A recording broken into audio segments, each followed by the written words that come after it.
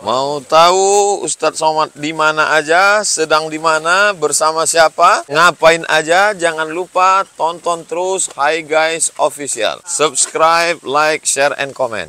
Hi Guys Official, mantap. Assalamualaikum guys. Pagi ini kami akan ke Universitas Mataram. Ada acara apa ya namanya? Ya, muslimah gitulah. Nanti kita tanya apa acaranya ke Habib Zaki. Sekarang kita menunggu Tuan Guru Abdul Somad untuk sampai ke mobil dan kita melanjutkan perjalanan ke Universitas Mataram. Hai, ya Mas Kuku. Ada coy. Wah, suaranya. Kita melanjutkan perjalanan ke Universitas Mataram. Sebentar, jangan. Terima kasih.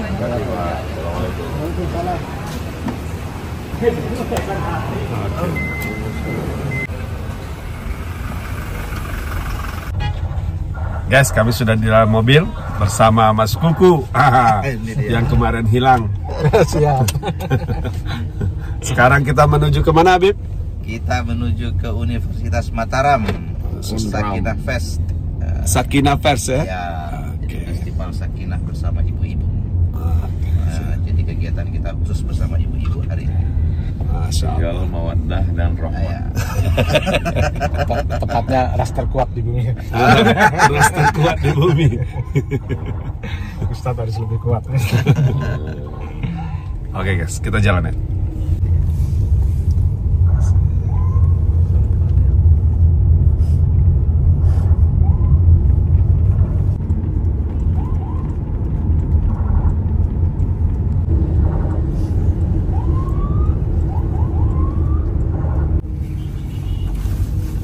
Kita sampai di kampus Universitas Mataram.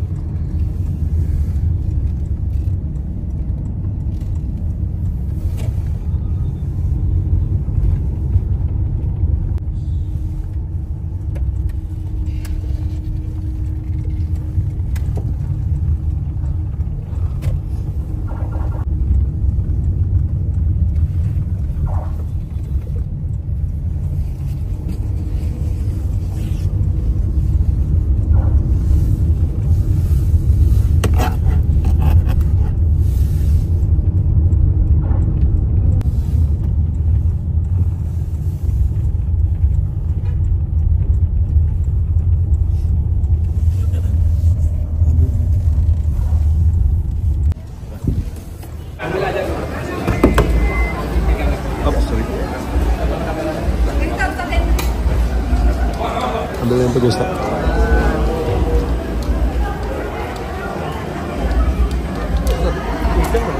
Pakai aja.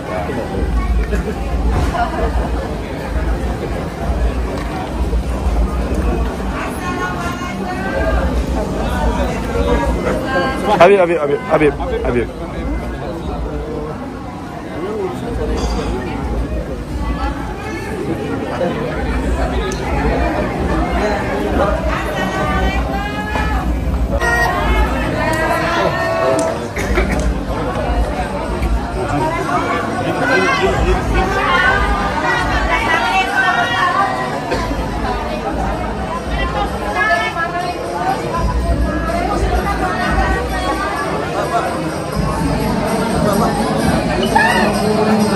Jadi apa acara kita nih? Ini acara Sakinah Fest bersama Dharma Wanita Persatuan Universitas Mataram. Terima kasih sudah hadir di Kota Mataram. Sekali lagi salam hormat kami dari tim panitia Sakinah Fest dan juga Dharma Wanita Persatuan Universitas Mataram. Masya Allah, Ya. syukur.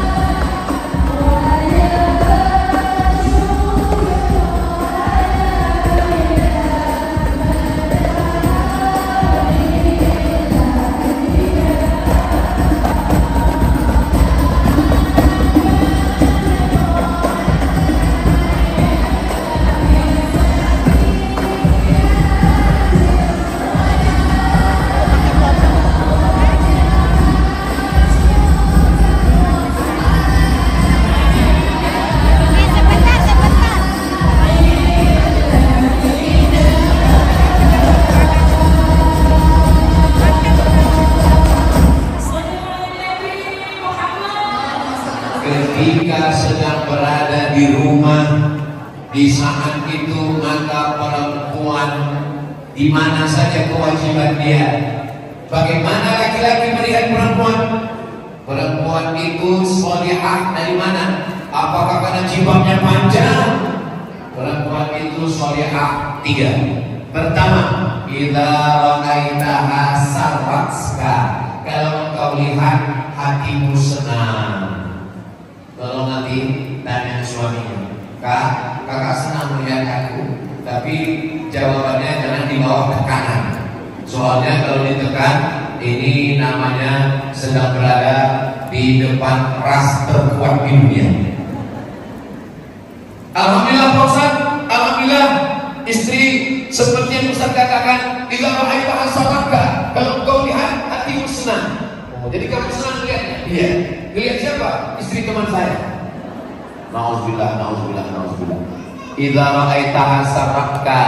Kalau engkau lihat hatimu senang. Yang kedua, idza amartaha ata'atka. Kalau engkau perintahkan, engkau suruh, dia patuh dan taat. Tapi perintahnya selama tidak melanggar syariat Islam. Ustaz, suami saya menyuruh saya buka jilbab. Katanya kalau saya pakai jilbab kelihatan tua. Enggak boleh. Suami saya nyuruh rambut saya dicat 3 warna, merah, kuning, kelabu, hijau dan ungu. Enggak boleh. La ta'ata li makhluqin.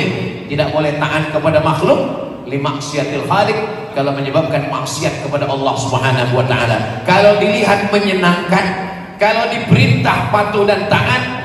Wa idza ghibta anha, kalau engkau pergi meninggalkan dia, hafizat amwalaka wa auladaka, anakmu dan hartamu dijaganya.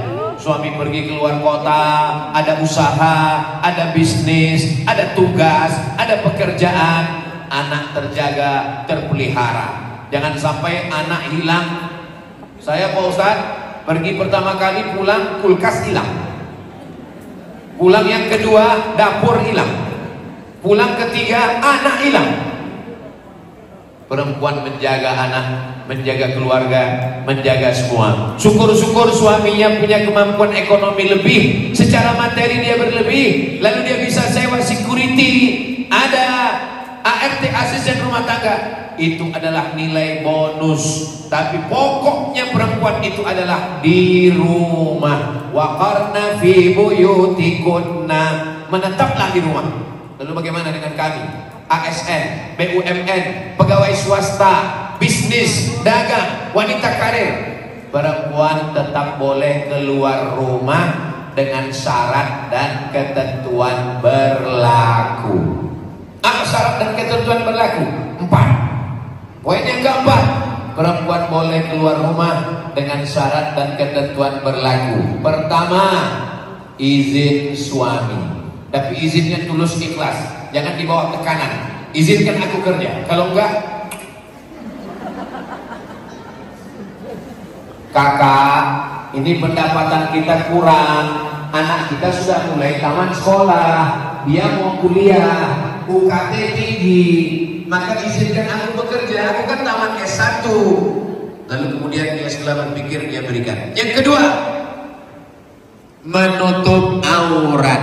Makna menutup aurat? Jangan pakai sempit. Ini banyak ini orang-orang pakai celana umur anak 8 tahun, pahanya menjerit, minta tolong.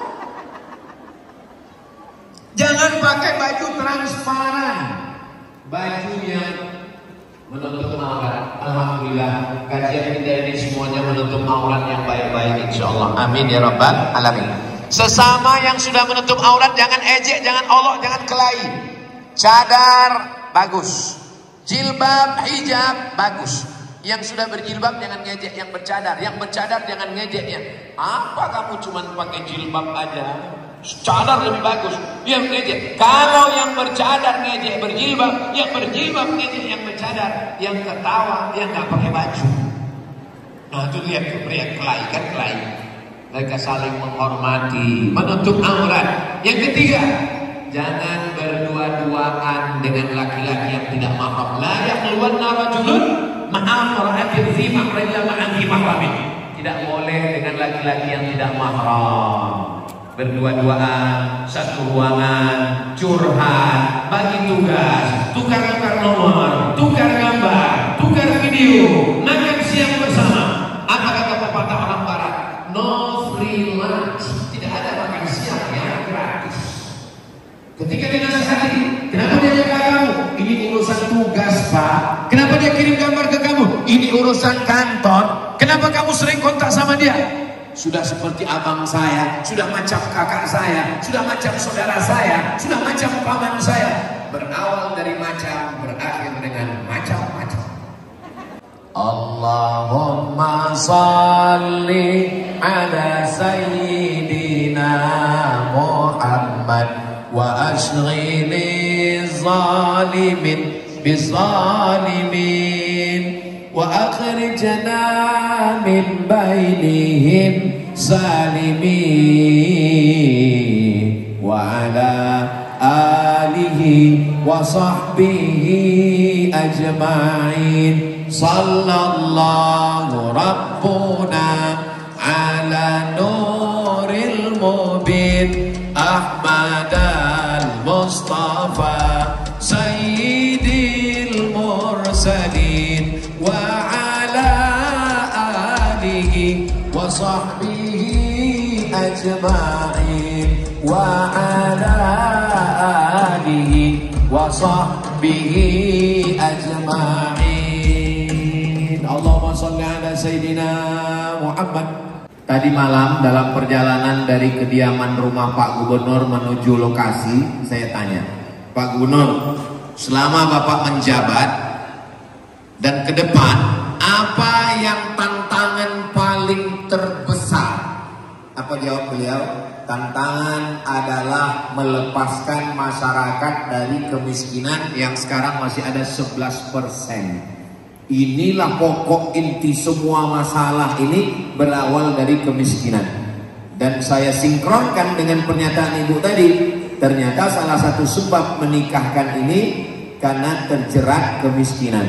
Lalu apa solusi yang Bapak tawarkan? Solusinya adalah membangkitkan ekonomi pedesaan. Yang selamanya dari atas, orang dari Jakarta menggelontorkan program, belum tentu sesuai dengan desa. Nah sekarang saya, kata Pak Gubernur, dari desa. Jadi masyarakat berkumpul. Nah masyarakat ini mau apa? Kami mau bertani, tapi tanahnya nggak ada. Maka tanahnya dikasih sewa, tapi sifatnya hanya simbolis saja. 1 tahun hanya 100.000 sewa tanah. Maka nanti dia bercocok tanam. Setelah itu dia akan punya uang. Setelah punya uang dia beli kebun asli tanah dia. Mapan secara ekonomi. Makanya dalam hadis dikatakan manis tato aminkumul ba'ah. Siapa yang sudah mampu, siapa yang sudah mampu, falyatazawwaj, menikahlah.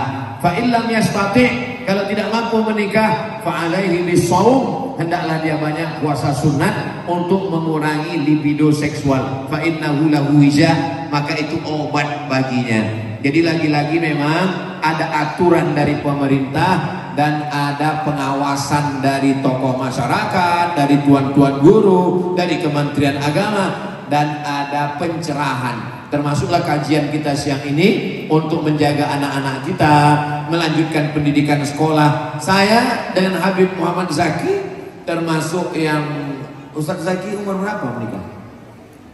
Ustadz Zaki asli orang Lombok, teman saya di Mesir, teman lagi di Malaysia, menikah umur 30. Kenapa kami menikahnya sudah hampir-hampir meninggal begitu? Bagi anak-anak yang taman SD langsung nikah.